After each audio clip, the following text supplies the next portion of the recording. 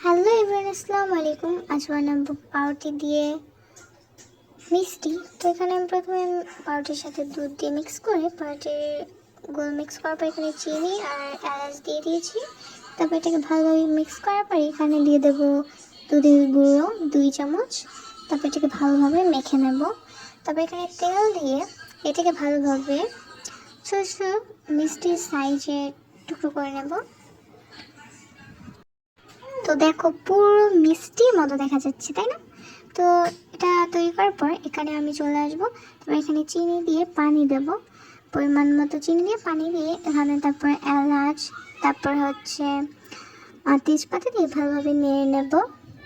তারপর এটা নেড়ে নিয়ে এটাকে একটা শিরায় তৈরি করব। শিরায় তৈরি করার পর এখানে আমি ফ্রাই প্যানে তেল দিয়ে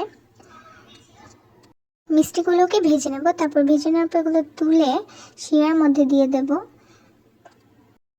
শিরার মধ্যে ভেজানোর পর দেখো এটা পুরো দোকানের মিষ্টির মতো লাগছে।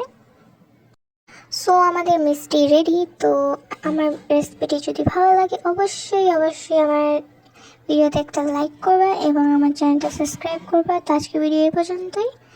আল্লাহ হাফেজ।